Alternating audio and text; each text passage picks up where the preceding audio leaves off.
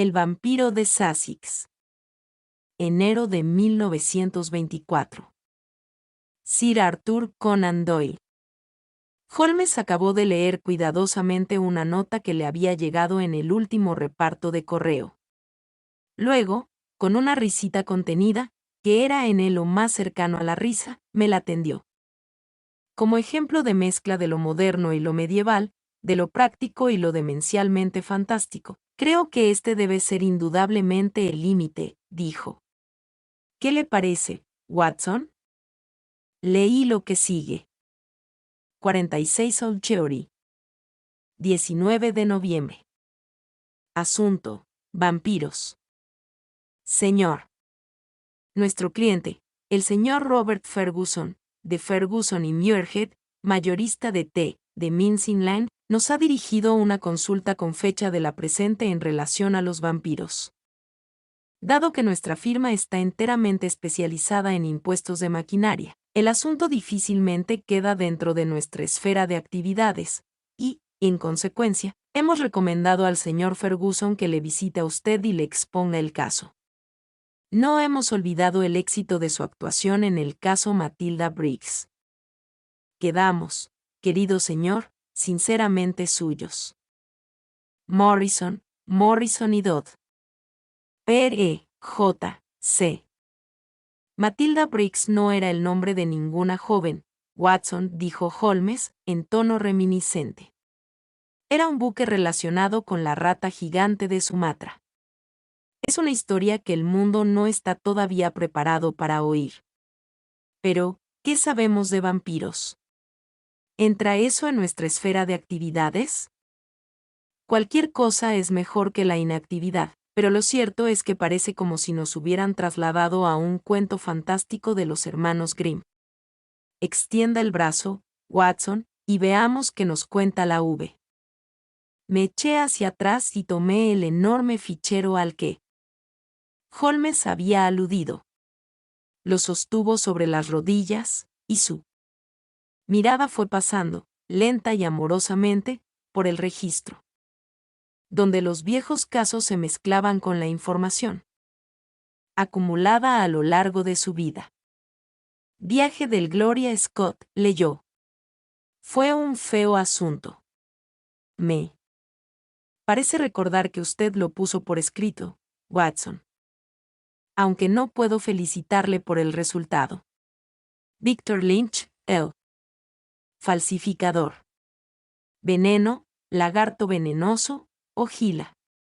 Un caso notable, S. Vittoria, la bella del circo. Vanderbilt y el ladrón. Ambulante. Víboras. Víctor, el asombro de Hammersmith. Vaya, vaya. Querido viejo índice. Nada se le escapa. Escuche esto, Watson. Vampirismo en Hungría. Y también vampiros en Transilvania. Recorrió impacientemente las páginas con la mirada. Pero al cabo de una breve lectura ensimismada dejó a un lado el enorme registro con un gruñido de decepción. Basura, Watson. Basura. ¿Qué tenemos nosotros que ver con cadáveres andarines que solo se quedan en sus tumbas si se les clava una estaca en el corazón? Es pura chifladura. Pero, indudablemente, dije yo, el vampiro no es necesariamente un muerto. Una persona viva podría tener la costumbre. He leído algo, por ejemplo, de viejos que chupaban la sangre de jóvenes para apoderarse de su juventud. Tiene usted razón, Watson. En una de esas referencias se menciona esta leyenda. Pero, ¿vamos a prestar seriamente atención a esta clase de cosas? Esta agencia pisa fuertemente el suelo, y así debe seguir. El mundo es suficientemente ancho para nosotros. No necesitamos fantasmas. Me temo que no podemos tomarnos al señor Robert Ferguson demasiado en serio. Quizá esta nota sea suya, y pueda arrojar alguna luz sobre lo que le preocupa. Tomó una segunda carta que había permanecido olvidada sobre la mesa mientras había estado absorto en la primera. Empezó a leerla con una sonrisa divertida en el rostro, pero esa expresión se fue mutando en otra de intenso interés y concentración. Cuando terminó, permaneció algún rato perdido en meditaciones, jugueteando con la carta entre los dedos. Finalmente, se despertó sobresaltado de su ensueño. Mansión Chismen, Lamberley. ¿Dónde está Lamberley? Está en Sussex, al sur de Yorkshire. No muy lejos, ¿eh? ¿Y la mansión Chismen? Conozco esa zona, Holmes. Está llena de viejas casas que llevan los nombres de los hombres que las construyeron hace siglos. ¿Tiene usted las mansiones Southerly y Harvey y Carrington? A la gente se la ha olvidado, pero sus hombres viven en sus casas. Precisamente, dijo Holmes, fríamente. Era una de las peculiaridades de su modo de ser, orgulloso y reservado, el que, si bien almacenaba muy rápida y cuidadosamente en el cerebro toda nueva información, raras veces daba muestras de agradecimiento a aquel que se la hubiera proporcionado. Estoy por afirmar que sabremos muchas más cosas de la mansión Chismen, en Lamberley, antes de haber terminado con esto. La carta es, tal como esperaba, de Robert Ferguson. A propósito, dice que le conoce a usted. ¿Qué me conoce? Mejor lea la carta. Me tendió la carta. Llevaba el encabezamiento citado. Decía así: Estimado señor Holmes, me ha sido usted recomendado por mis abogados, pero, a decir verdad, el asunto es tan extraordinariamente delicado que resulta sumamente difícil hablar de él. Concierne a un amigo mío en cuyo nombre actúo. Este caballero se casó hará como 5 años con una dama peruana, hija de un negociante peruano al que había conocido en relación con la importancia de nitratos. La dama era muy hermosa, pero su cuna extranjera y su distinta religión determinaron siempre una separación de intereses y de sentimientos entre marido y mujer, de modo que, al cabo de un tiempo, el amor de mi amigo hacia ella pudo enfriarse, y pudo considerar aquel matrimonio como un error. Sentía que había aspectos del modo de ser de su mujer que nunca podría explorar ni entender. Esto era tanto más penoso cuanto que ella era la esposa más amante que hombre pueda desear, y, según toda apariencia, absolutamente leal. Ahora vayamos al punto que les pondré más claramente cuando hablemos. Lo cierto es que esta nota pretende solamente darle una idea general de la situación y averiguar si está usted dispuesto a intervenir en el asunto. La dama empezó a mostrar ciertos rasgos extraños, totalmente ajenos a su carácter habitual, que es dulce y apacible. El hombre había estado ya casado, y tenía un hijo de su primera mujer. El muchacho tenía 15 años, y era un chico muy simpático y afectuoso, aunque desdichadamente lisiado a consecuencia de un accidente en su infancia. En 2 ocasiones se sorprendió a la mujer en el momento de atacar al pobre muchacho, sin la menor provocación por parte de éste. Una de las veces le golpeó con un bastón, causándole un gran moretón en el brazo. Eso no fue nada, sin embargo, si se compara con su conducta con su propio hijo, un niñito que aún no ha cumplido el año. En cierta ocasión, hace cosa de un mes, este niño había sido dejado solo por su aya durante unos pocos minutos. Un fuerte grito del niño, como de dolor, hizo volver al aya. Cuando éste entró corriendo en la habitación, vio a su ama, la señora de la casa, inclinada sobre el niño, aparentemente mordiéndole en el cuello. El niño tenía en el cuello una pequeña herida por la que salía un hilillo de sangre. El aya quedó tan horrorizada que quiso llamar al marido, pero la dama le imploró que no lo hiciera, e incluso le dio 5 libras como precio de su silencio. No dio ninguna explicación, y de momento, no se habló más del asunto. Aquello dejó, sin embargo, una impresión terrible en el aya, y, desde entonces, vigiló estrechamente a su ama, y montó una guardia más cuidadosa sobre el niño, al que quería tiernamente.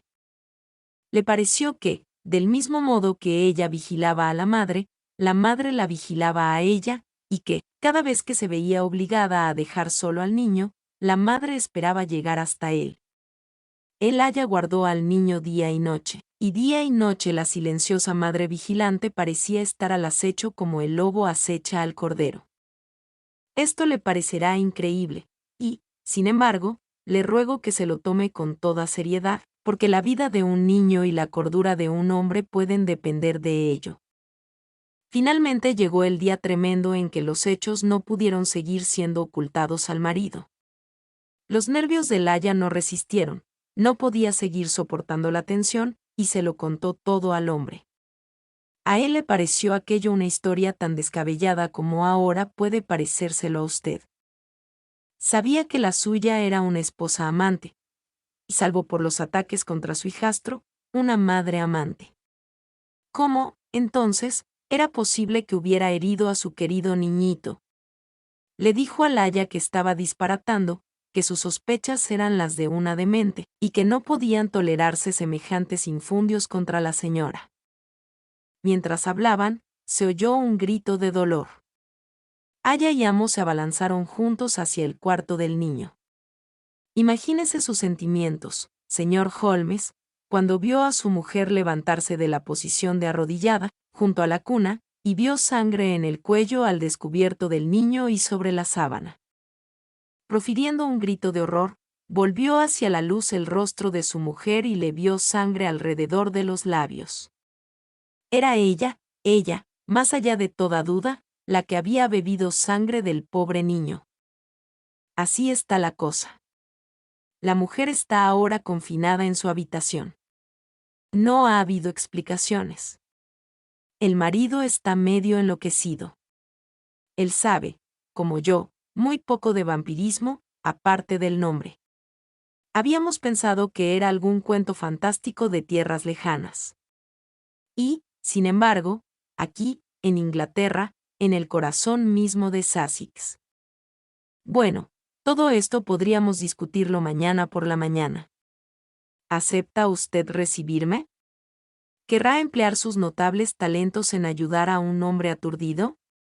Si es así, tenga la amabilidad de cablegrafiar a Ferguson, Mansión Chismen, Lamberley, y estaré en sus habitaciones a las 10. Sinceramente suyo. Robert Ferguson. P.S. Creo que su amigo Watson jugaba al rugby en el equipo de Blackheath cuando yo era 3/4 en el de Richmond. Es la única referencia de orden personal que puedo darle. Claro que lo recuerdo, dije, dejando la carta. El grandullón Bob Ferguson, el mejor 3/4 que nunca tuvo Richmond. Fue siempre un tipo excelente. Es muy suyo el preocuparse por el problema de un amigo. Holmes me miró pensativamente y meneó la cabeza. Watson, jamás lograré alcanzar sus fronteras, dijo. Hay en usted posibilidades inexploradas. Haga el favor de enviar un cable, como un buen chico, estudiaré su caso gustosamente. Su caso. No debemos permitir que piense que esta agencia es un asilo de retrasados mentales. Claro que es su caso. Envíele el cable y olvídese del asunto hasta mañana. La mañana siguiente, puntualmente a las 10, Ferguson entraba en nuestra salita. Yo le recordaba como un hombre alto y flaco, de miembros sueltos, con una veloz carrera que le había permitido burlar a muchos defensas contrarios. Creo que no hay cosa más penosa que encontrarse con los restos naufragados de un atleta que se ha conocido en su plenitud. Su fuerte estructura estaba abatida, su pelo rubio era ralo, y estaba cargado de hombros. Temí suscitar en él impresiones correlativas. Hola, Watson, dijo, y su voz seguía siendo grave y cordial. No tiene usted exactamente el mismo aspecto del hombre al que yo tiré por encima de las cuerdas en Old Deer Park. Supongo que yo también debo estar un tanto cambiado. Pero han sido estos últimos 1 o 2 días los que me han envejecido. He visto por su telegrama, señor Holmes, que es inútil que me presente como emisario de otra persona. Es más fácil el trato directo. Desde luego. Pero ¿puede usted suponer lo difícil que resulta hablar así de la mujer que uno está obligado a proteger y ayudar? ¿Qué puedo hacer? ¿Cómo voy a acudir a la policía con semejante historia? Pero hay que proteger a los niños. ¿Es que está loca, señor Holmes? ¿Llevará esto en la sangre? ¿Ha conocido usted algún caso parecido en su carrera? Por el amor de Dios, deme algún consejo, porque ya no doy más de mí. Es muy natural, señor Ferguson. Ahora siéntese y cálmese, y deme algunas respuestas claras. Puedo asegurarle que yo sí puedo dar muchísimo más de mí, y que confío en encontrar alguna solución. Ante todo, dígame qué pasos ha dado. ¿Sigue su mujer cerca de los niños? Tuvimos una escena terrible. Es una mujer amantísima, señor Holmes. Si alguna vez una mujer ha amado a su marido en cuerpo y alma, esa es ella. Le partió el corazón el que yo hubiera descubierto ese secreto, ese horrible e increíble secreto. Ni siquiera dijo nada. No dio a mis reproches otra respuesta que una expresión como enloquecida y desesperada en sus ojos al mirarme. Luego se fue corriendo a su habitación y se encerró en ella. Desde entonces se ha negado a verme. Tiene una doncella llamada Dolores que ya estaba a su servicio antes de que se casara.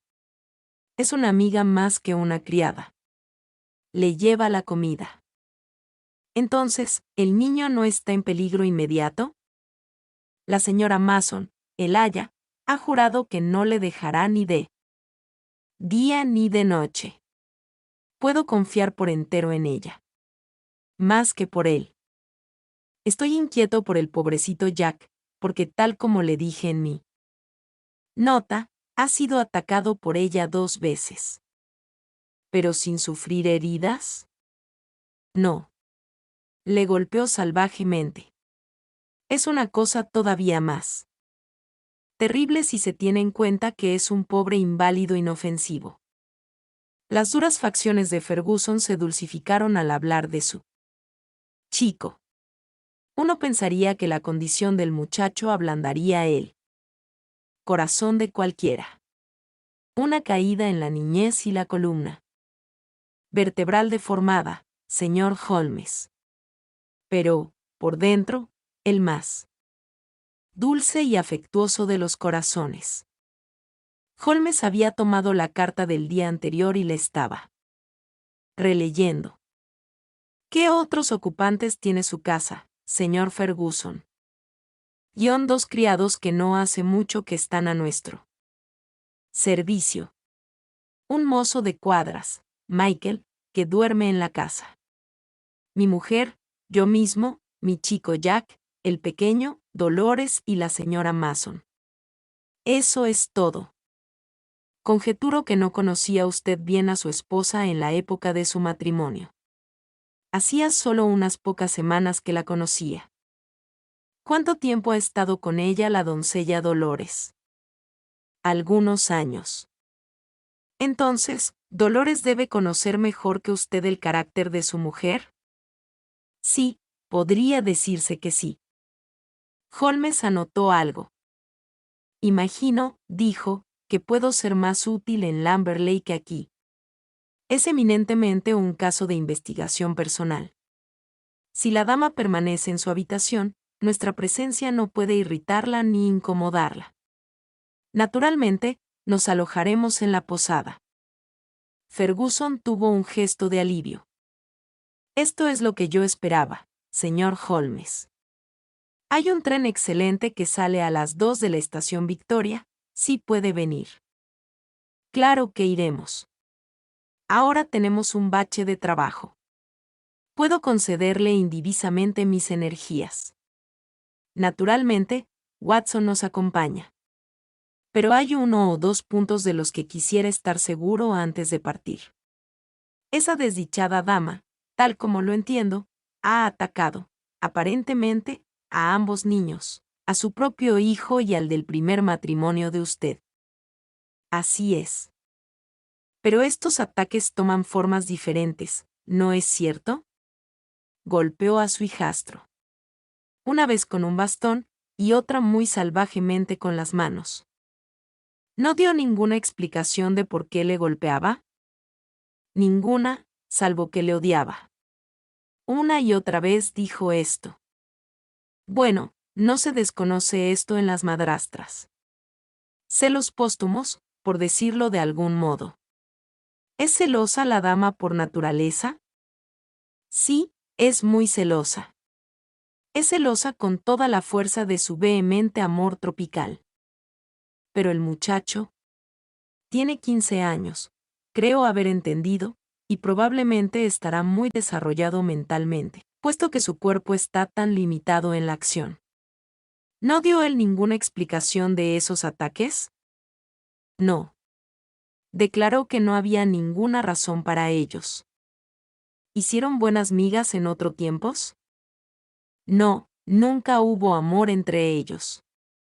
Y, sin embargo, dice usted que es un chico muy afectuoso. En todo el mundo no puede haber otro hijo tan ferviente. Mi vida es su vida. Está absorto en todo lo que digo y hago. Holmes anotó nuevamente algo. Permaneció un rato perdido en sus pensamientos. Sin duda, usted y su hijo eran grandes camaradas antes de este segundo matrimonio. Estaban muy cerca el uno del otro, ¿no es cierto? Sí, muy cierto. Y el chico, siendo tan afectuoso de naturaleza, estaría muy apegado, sin duda, a la memoria de su madre. Sí, mucho. Parece ser, desde luego, un interesantísimo muchacho. Otro punto acerca de esos ataques. Los extraños ataques contra el niño pequeño, y las agresiones contra su hijo, ¿se produjeron en los mismos periodos? En el primer caso, así fue. Fue como si se hubiera adueñado de ella una especie de frenesí, y hubiera descargado su furia contra ambos. En el segundo caso Jack fue la única víctima. La señora Mason no tenía quejas en torno al niño. Eso, ciertamente, complica las cosas. No acabo de seguirle, señor Holmes. Probablemente no uno se forma teorías provisionales, y espera a que el tiempo o nuevos conocimientos las desbaraten. Una mala costumbre, señor Ferguson, pero el hombre es débil. Me temo que su viejo amigo, aquí presente, haya dado una visión exagerada de mis métodos científicos. Sin embargo, en el punto en que estamos, me limitaré a decir que su problema no me parece insoluble, y que puede contar con que estaremos en la estación Victoria a las 2. Era ya entrada la tarde de un triste y brumoso día de noviembre cuando, tras dejar el equipaje en la posada Checkers, de Lamberley, viajamos en coche por un largo y serpenteante camino arcilloso de Sussex, y llegamos finalmente a la vieja casa de campo aislada en que vivía Ferguson. Era un edificio grande y complicado, muy antiguo en su parte central, muy nuevo en las alas, con altas chimeneas estilo Tudor y un techo picudo de lajas de Yorsham cubiertas de liquen. Los peldaños de la entrada estaban redondeados por el desgaste, y los viejos azulejos que adornaban el pórtico tenían el emblema de un queso y un hombre, en honor al constructor original. Uno en el interior, los techos estaban estriados por macizas vigas de roble, y los suelos irregulares se combaban en pronunciadas curvas. Un olor a cosa vieja y enmohecida invadía todo aquel vetusto edificio. Había una gran sala central, y a ella nos condujo Ferguson. Allí, en una gran chimenea anticuada cuyo manto de hierro llevaba inscrita la fecha 1670, brillaba y chisporroteaba un espléndido fuego de troncos. Mirando a mi alrededor, vi que la habitación era una singularísima mezcla de fechas y sitios. Las paredes medio artesonadas podían muy bien haber pertenecido al caballero campesino del siglo XVII. Estaban ornamentadas, sin embargo, en la parte inferior por una línea de acuarelas. El nombre de la mansión, Cheeseman, está formado por cheese, queso, y man, hombre. Literalmente, hombre de queso. Modernas elegidas con gusto, mientras que en la parte superior, donde un yeso amarillento ocupaba el lugar del roble, colgaba una hermosa colección de utensilios y armas sudamericanos, que se había traído sin duda consigo la dama peruana que estaba en el piso de arriba. Holmes se puso en pie, con esa pronta curiosidad que surgía de su impaciente cerebro, y la examinó con bastante atención. Volvió con mirada pensativa. «Vaya», exclamó Byle. Un spaniel, que había permanecido en una cesta en un rincón, se echó a andar lentamente hacia su amo, avanzando con dificultad. Sus patas traseras se movían irregularmente, y la cola le arrastraba por el suelo. Lamió la mano de Ferguson. «¿Qué ocurre, señor Holmes?» «El perro». «¿Qué le ocurre?» «Eso quisiera saber el veterinario». «Una especie de parálisis». «Meningitis espinal», pensó él. «Pero se le va pasando». «Pronto estará bien, ¿no es verdad, Carlo?» Un temblor de asentimiento recorrió la cola flácida. Los ojos tristones del animal nos miraron a todos sucesivamente. Sabía que estábamos hablando de su caso. ¿Le vino de repente? En una sola noche. ¿Cuánto tiempo hace? Puede que 4 meses. Muy notable. Muy sugerente. ¿Qué ve usted en ello, señor Holmes? Una confirmación de lo que ya pensaba. Por el amor de Dios, ¿qué piensa usted, señor Holmes? Puede que para usted sea un simple ejercicio intelectual, pero para mí es la vida o la muerte. Mi mujer una asesina frustrada. Mi hijo en constante peligro. No juegue conmigo, señor Holmes. Esto es terriblemente serio, demasiado serio. El grandullón 3/4 de rugby temblaba de pies a cabeza. Holmes le puso la mano en el hombro, tranquilizadoramente. Me temo que la solución, señor Ferguson, sea cual sea, le reserva un dolor, dijo. Se lo atenuaré todo lo que pueda. Por el momento no puedo decir más, pero espero tener algo definitivo antes de salir de esta casa. Dios quiera que así sea. Si ustedes me disculpan, caballeros, subiré a la habitación de mi mujer y veré si se ha producido algún cambio. Estuvo ausente algunos minutos, durante los cuales Holmes reanudó su examen de los objetos curiosos de la pared. Cuando nuestro anfitrión volvió, estaba claro, por su expresión abatida, que no había hecho ningún progreso. Le acompañaba una joven, alta, esbelta, de tez morena. «El té está listo, Dolores», dijo Ferguson. «Cuídese de que su ama tenga todo lo que desee». «Está muy mala», exclamó la muchacha, mirando a su amo con ojos indignados. «No pide comida. Está muy mala. Necesita un médico». Me daba miedo estar sola con ella sin un médico. Ferguson me miró con una interrogación en los ojos. «Me encantaría ser de alguna utilidad». «¿Recibirá su ama al doctor Watson?» «Que venga». «No se lo preguntaré». «Necesita un médico». «Entonces, iré con usted de inmediato». Seguí a la muchacha, que temblaba presa de un fuerte nerviosismo, por las escaleras y por un viejo pasillo. A su extremo había una maciza puerta lacada de hierro. Se me ocurrió, al verla, que si Ferguson trataba de llegar por la fuerza junto a su mujer la cosa no le resultaría fácil.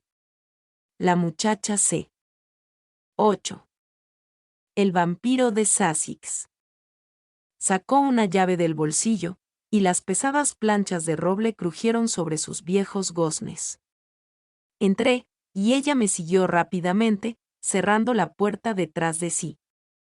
En la cama había una mujer, evidentemente con mucha fiebre. Estaba consciente solo a medias, pero cuando entré unos ojos asustados, pero hermosos, me miraron con miedo. Al ver a un extraño, pareció sentir alivio, y con un suspiro dejó caer nuevamente la cabeza sobre la almohada. Avancé hacia ella pronunciando algunas palabras de confort, y permaneció quieta mientras le tomaba el pulso y la temperatura. Uno y otra estaban altos, y, sin embargo, mi impresión fue que su condición era más de excitación mental y nerviosa que no de auténtica enfermedad. Ha estado así un día, 2 días. Temo que se muera, dijo la muchacha. La mujer volvió hacia mí con su hermoso rostro encendido. ¿Dónde está mi marido? Está abajo, y le gustaría verla. No le veré. No le veré, y pareció entrar de nuevo en él. Delirio. Un diablo. Un diablo. Oh. ¿Qué puedo hacer con ese demonio? ¿Puedo ayudarla en algo? No. Nadie puede ayudarme. Se acabó. Todo está destruido. Haga lo que haga, todo está destruido. La mujer debía sufrir alguna extraña ilusión. Yo era incapaz de imaginarme al honrado Bob Ferguson como diablo o demonio. Señora, dije, su marido la quiere a usted tiernamente. Está muy apenado por lo que ocurre. De nuevo volvió hacia mí aquellos ojos magníficos. ¿Me quiere? Sí. Pero, ¿es que yo no le quiero a él? ¿No le quiero hasta el punto de sacrificarme antes que romper su querido corazón? Así es como le quiero. Y, sin embargo, él podría pensar de mí, pudo hablarme de aquel modo. Está muy dolorido, pero es incapaz de entender. No, no puede entender. Pero debería confiar. ¿Por qué no habla con él? Sugerí. No, no, no puedo olvidar aquellas palabras terribles, ni su expresión. No le veré. Ahora váyase. No puede hacer nada por mí. Dígale solamente una cosa. Quiero a mi hijo. Tengo derecho a mi hijo. Este es el único mensaje que puedo enviarle. Se volvió de cara a la pared y no dijo más. Volví a la sala de abajo donde Ferguson y Holmes seguían todavía sentados junto al fuego. Ferguson escuchó pensativamente mi narración de la entrevista. ¿Cómo puedo mandarle a su hijo? Dijo. ¿Cómo voy a saber qué extraño impulso puede entrarle? ¿Cómo podré jamás olvidar cómo se levantó del lado de la cuna con sangre en los labios? Se estremeció al recordar. El niño está seguro con la señora Mason y debe seguir con ella. Una doncella de elegante uniforme, la única cosa moderna que podía verse en la casa, había traído un poco de té. Mientras lo estaba sirviendo, se abrió la puerta y un jovencito entró en la habitación. Era un muchacho que llamaba la atención, cara pálida, cabello rubio, expresivos ojos azul pálido que se encendían en súbita llama de emoción y alegría cuando su mirada se posaba en su padre. Se abalanzó hacia él y le rodeó el cuello con los brazos, con el abandono de una adolescente enamorada. «Oh, papá», gritó, «no sabía que ya estuvieras de vueltas. Habría estado aquí esperándote. Oh, qué contento estoy de verte». Ferguson se liberó suavemente del abrazo, con ciertas muestras de turbación.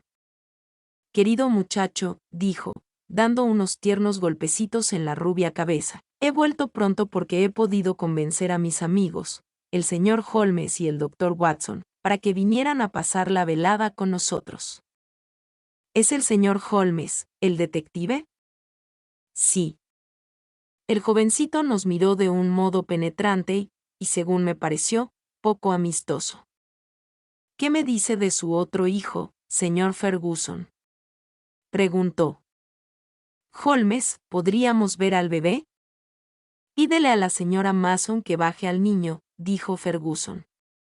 El muchacho se marchó con un andar extraño, bamboleante, que delató a mis ojos médicos que sufría de una afección espinal.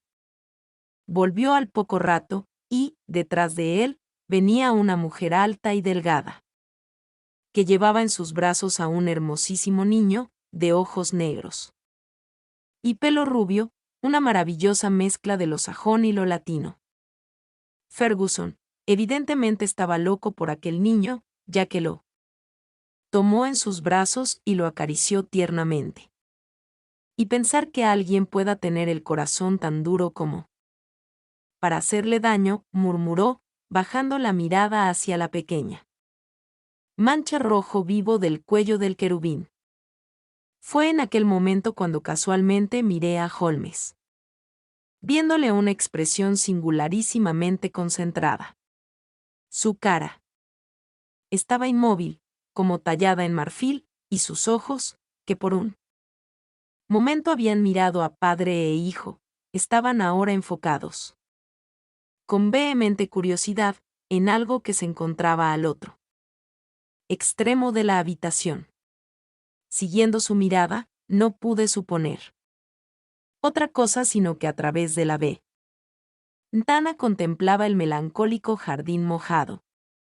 Cierto que había una persiana medio cerrada por la parte de fuera, obstruyendo la visión, pero, con todo, era indudablemente la ventana lo que Holmes miraba con concentrada atención. Luego sonrió, y su mirada volvió al bebé. En su cuello regordete estaba la pequeña señal hinchada. Sin decir nada, Holmes la examinó atentamente. Finalmente, tomó y agitó levemente uno de los pequeños puños que revoloteaban ante su cara. Adiós, hombrecito. Has tenido un extraño comienzo en la vida. Quisiera tener unas palabras con usted en privado. Se la llevó aparte y le habló vehemente durante algunos minutos. Solo pude oír las últimas palabras, que fueron: espero que su inquietud no tarde en quedar apaciguada. La mujer, que parecía ser una criatura de la especie huraña y silenciosa, se retiró con el niño. ¿Cómo es la señora Mason?, preguntó Holmes. No muy convincente externamente, como puede ver, pero tiene un corazón de oro y quiere muchísimo al niño. ¿Te gusta la señora Mason, Jack? Holmes se volvió repentinamente hacia el muchacho, cuya expresiva cara se ensombreció. Negó con la cabeza. Jackie tiene agrados y desagrados muy acentuados, dijo Ferguson, rodeando con el brazo los hombros del muchacho. Afortunadamente, yo estoy entre sus agrados. El chico apoyó arrulladoramente la cabeza en el pecho de su padre. Ferguson lo separó suavemente. Vete ya, Jackie, pequeño, dijo, y contempló a su hijo con mirada amorosa hasta que hubo desaparecido. Ahora, señor Holmes, prosiguió, cuando el chico se hubo ido, realmente me doy cuenta de que le he metido en un problema sin solución, porque ¿qué puede hacer aparte de concederme su simpatía? Debe ser un asunto extremadamente delicado y complejo desde su punto de vista. Es ciertamente delicado, dijo mi amigo, con una sonrisa divertida, pero ahora no se me representa complejo. Ha sido un caso propio para la deducción intelectual, pero cuando esta deducción intelectual original se ve confirmada punto por numerosos incidentes independientes, entonces lo subjetivo se hace objetivo, y podemos decir confiadamente que hemos llegado a la meta. De hecho, ya había llegado a ella antes de salir de Baker Street. El resto ha sido meramente observación y confirmación. Ferguson se llevó su manaza a la arrugada frente. Por el amor del cielo, Holmes dijo, roncamente, si es usted capaz de ver la verdad de este asunto, no me mantenga en la inquietud. ¿En qué posición me encuentro? ¿Qué debo hacer? No me importa cómo haya llegado usted a establecer los hechos, mientras realmente los conozca. Desde luego, le debo una explicación, y la tendrá. Pero, ¿me permite llevar las cosas a mi manera? ¿Puede recibirnos la dama, Watson? Está enferma, pero goza de toda su razón. Muy bien. Solo en su presencia podremos aclararlo todo. Subamos a verla. No me recibirá, exclamó Ferguson. Oh, sí, lo hará, dijo Holmes. Garrapateó unas pocas líneas en un papel. Usted, al menos, tiene la entrée, Watson. ¿Tendrá la bondad de entregarle esta nota a la dama? Subí nuevamente, y entregué la nota a Dolores, que abrió la puerta cautamente. Al cabo de un minuto oí un grito en el interior, un grito en el que parecían mezclarse la alegría y la sorpresa. Dolores sacó la cabeza por la puerta. Les recibirá. Escuchará, dijo. Ferguson y Holmes subieron a mi llamada. Cuando entramos en la habitación, Ferguson dio 1 o 2 pasos hacia su mujer, que se había incorporado en la cama, pero ella hizo con la mano ademán de detenerle. Ferguson se dejó caer en un sillón, y Holmes y yo nos sentamos a su lado, después de una inclinación de cabeza a la dama, que miró a Holmes con los ojos dilatados por el asombro. Creo que podríamos prescindir de Dolores, dijo Holmes. Oh, muy bien, señora, si prefiere que se quede, no tengo nada que objetar. Mire, señor Ferguson, soy un hombre ocupado, con muchas visitas, y mis métodos tienen que ser breves y directos. La operación quirúrgica más rápida es la menos dolorosa. Permítame que antes que nada le diga algo que tranquilizará su espíritu. Su mujer es muy buena, muy amante, y ha sido tratada muy mal. Ferguson se puso en pie con un grito de alegría.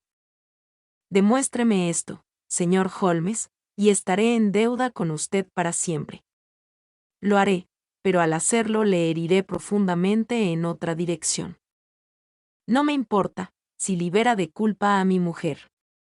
Todo lo demás que hay en el mundo no es nada comparado con eso. Permítame contarle, entonces, el curso de los razonamientos que pasaron por mi mente en Baker Street. La idea de un vampiro me resultaba absurda. Y, sin embargo, su observación era precisa. Usted había visto a la dama levantarse de junto a la cuna del niño con sangre en los labios. Cierto. ¿No se le ocurrió que puede chuparse una herida con propósitos distintos al de extraer sangre? ¿Acaso no hubo una reina en la historia de Inglaterra que chupó una herida para sacar de ella el veneno? Veneno. Cosa corriente en Sudamérica. Mi instinto percibió la presencia de esas armas de la pared antes de haberlas visto. Hubiera podido tratarse de otro veneno, pero eso fue lo que se me ocurrió. Cuando vi el pequeño carcaj vacío junto al pequeño arco de cazar pájaros, eso era exactamente lo que esperaba ver. Si el niño resultaba pinchado con una de esas flechas impregnadas en curare o en cualquier otro alcaloide diabólico, moriría a menos que se chupara el veneno de la herida. ¿Y el perro? Si alguien fuera a usar un veneno como ese, ¿no lo probaría primero para comprobar que no había perdido sus virtudes? No había previsto al perro, pero al menos lo entendí y encajó en mi reconstrucción. ¿Entiende ahora? Su mujer temía un ataque de esa clase. Vio que se producía, y salvó la vida del niño, y, sin embargo, no quiso contarle a usted la verdad, porque sabía cuánto quería usted al muchacho, y temió romperle el corazón. Jackie. Le estuve observando hace unos momentos, cuando usted acariciaba al pequeño. Su cara se reflejaba claramente en la ventana, porque la persiana cerrada convertía al cristal en espejo. Vi en esa cara tantos celos, tanto odio cruel, como raras veces he visto en un rostro humano. Mi Jackie. Tiene usted que afrontarlo, señor Ferguson. Es todavía más penoso por cuanto que ha sido un amor deformado, un amor demencialmente exagerado hacia usted, y probablemente hacia su difunta madre, el que le ha inducido a actuar. Su alma entera está consumida por el odio a ese espléndido niñito, cuya salud y belleza contrastan con su propia deficiencia. ¡Santo Dios! Es increíble. ¿He dicho la verdad, señora? La mujer sollozaba, con la cara hundida entre las almohadas. En aquel momento se volvió hacia su marido. ¿Cómo podía decírtelo, Bob?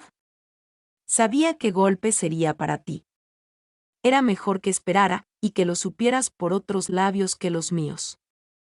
Cuando este caballero, que parece poseer poderes mágicos, me escribió que lo sabía todo, me sentí extremadamente feliz.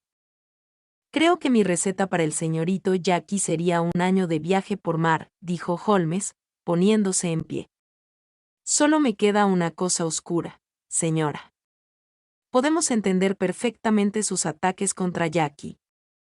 La paciencia de una madre tiene un límite. Pero, ¿cómo se atrevió a dejar solo al niño estos últimos 2 días? Se lo había contado a la señora Mason. Ella sabía. Exacto. Eso pensé.